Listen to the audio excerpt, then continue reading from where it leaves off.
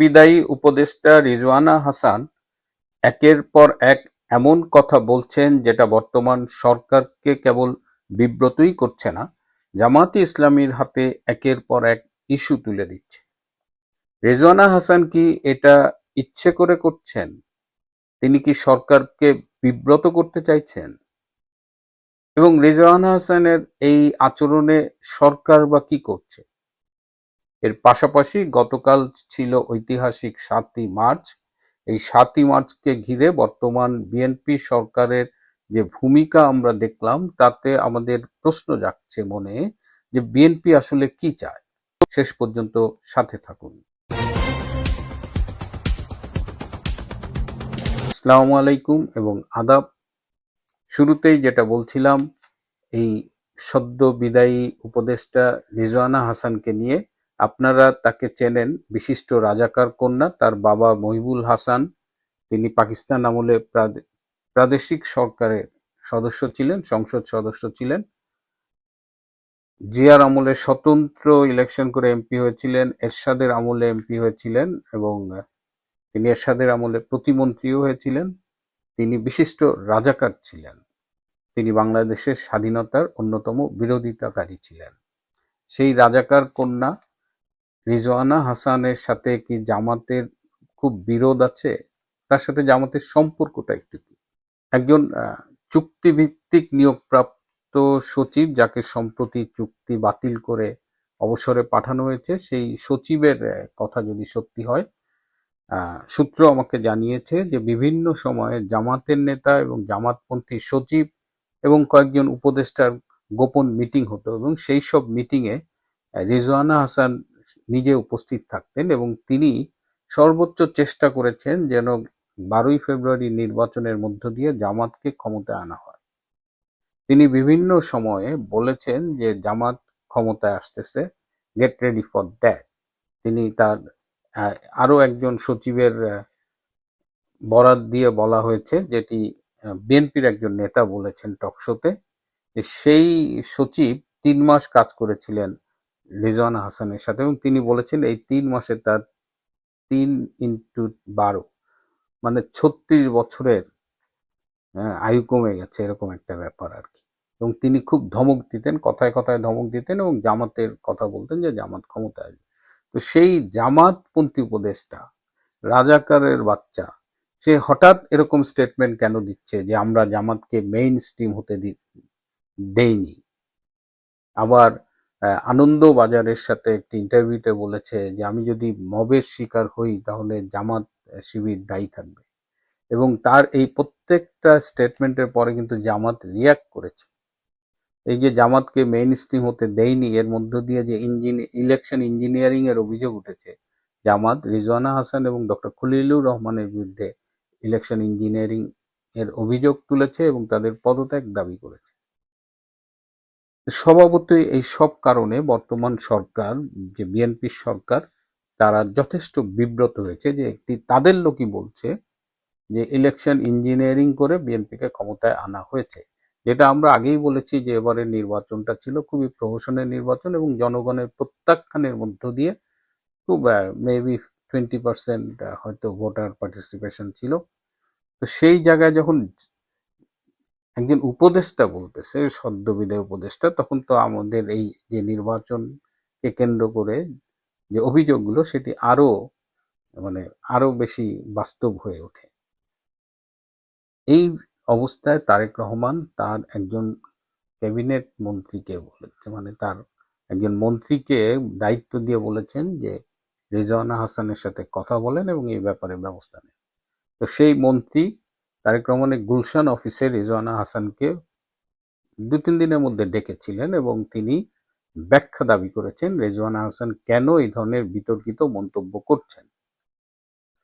এক পর্যায়ে রিজওয়ানা হাসান মুচলেকা দিতে বাধ্য হন যে তিনি এই ধরনের কথাবার্তা আর বলবেন না এবং বিএনপির পক্ষ থেকে তাকে রীতিমতো লাস্ট ওয়ার্নিং দেওয়া হয়েছে, যদি সে এই ধরনের উল্টাপাল্টা কথা বলে তার বিরুদ্ধে পর্যাপ্ত ব্যবস্থা নেওয়া হবে। এবং আপনারা জানেন যে দুদকে কিন্তু রিজওয়ানা হাসানের বিরুদ্ধে অভিযোগ জমা আছে, সেটাও তাকে মনে করিয়ে দেওয়া হয়েছে।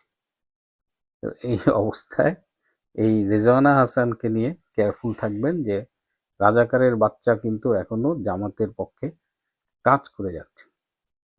এবার আপনারা জানেন যে গতকাল ছিল 7ই মার্চ, ঐতিহাসিক একটা দিন। এই দিন বঙ্গবন্ধু 1971 সালে 7ই মার্চ ঐতিহাসিক ভাষণটি দিয়েছিলেন, এবং সেই ভাষণটি নিয়ে পৃথিবীতে অনেক গবেষণা হয়েছে, অনেক কথা হয়েছে।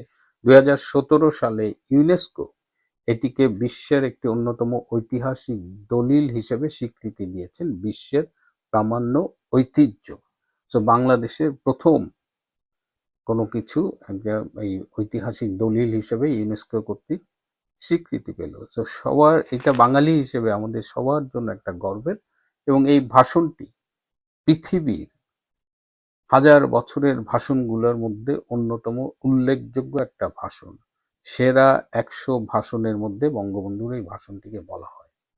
এই ভাষণটি নিয়ে গতকাল বিএনপি সরকার যেভাবে রিয়্যাক্ট করেছে সেটি আমাদের কিন্তু ভীষণ ব্যথিত করেছে। দেশের বিভিন্ন জায়গায় 7ই মার্চ উপলক্ষে বঙ্গবন্ধুর ঐতিহাসিক ভাষণ বাজানো হয়েছে, কিন্তু অনেক জায়গায় বিএনপির নেতাকর্মীরা বা পুলিশ বাধা দিয়েছে।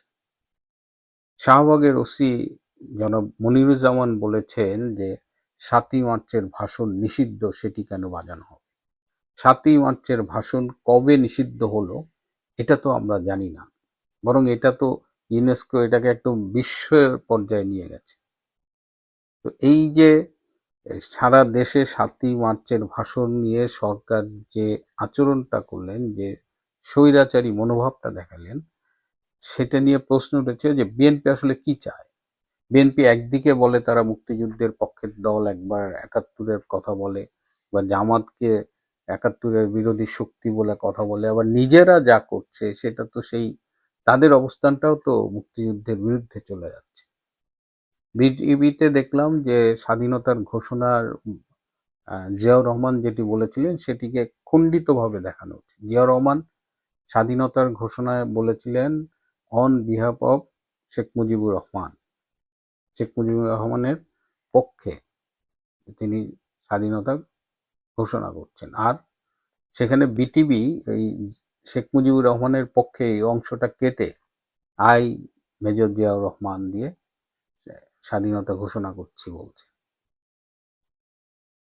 বিএনপির এটা মনে রাখা উচিত যে 71-এর প্রশ্নে, বাংলাদেশের মুক্তিযুদ্ধের প্রশ্নে এর বিরুদ্ধে গিয়ে বাংলাদেশে কিন্তু কোনো শক্তি দাঁড়াতে পারেনি।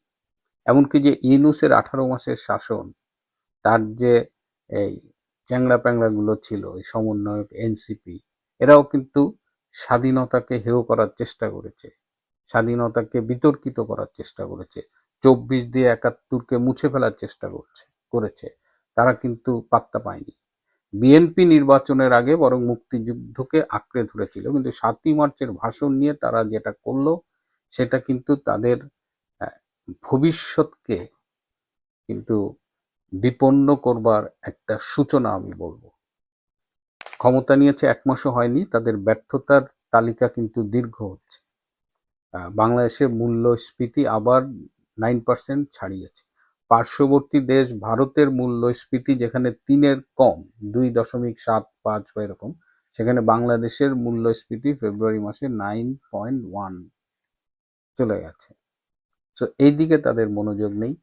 বিদ্যুৎ নিয়ে এই যে গ্রীষ্মকাল আসছে, কি হবে সেটা নিয়ে দেশবাসী ইতিমধ্যে আতঙ্কিত। তেল নিয়ে গত 2 দিন ধরে যে তামাশা চলতেছে, সেখানেও সরকারের কোনো সাফল্য নেই। এর মধ্যে মুক্তিযুদ্ধ নিয়ে যদি সরকার এই ধরনের কার্যক্রম চালায় তাহলে সেটা অন্তত বিএনপি সরকারের জন্য কোনো মঙ্গল বয়ে আনবে না। এদিকে খুব দ্রুতই শুরু হচ্ছে সন্ত্রাস বিরোধী অভিযান। চট্টগ্রাম থেকে খবর পেলাম সেখানে প্রায় 1-1.5 হাজার পুলিশ আশেপাশের থেকে আনা হয়েছে, এবং আগামীকাল থেকে সেখানে বাড়িতে বাড়িতে তল্লাশি অভিযান চালানো হবে। আশঙ্কা করা হচ্ছে যে সন্ত্রাস বিরোধী অভিযানের নামে এটা আবার আওয়ামী লীগের নেতাকর্মীদের হয়রানি করার কোনো অভিযান না হয়। আওয়ামী লীগের প্রতি বিএনপির সরকারের যে আচরণ সেটা নিয়েও কিন্তু অনেক কিছু বলবার আছে, সেটা আজকে আর বলবো না। আজ এ পর্যন্তই। ভালো থাকবেন, সুস্থ থাকবেন, তার চেয়েও জরুরি হলো নিরাপদে থাকবেন। সবাইকে অনেক ধন্যবাদ।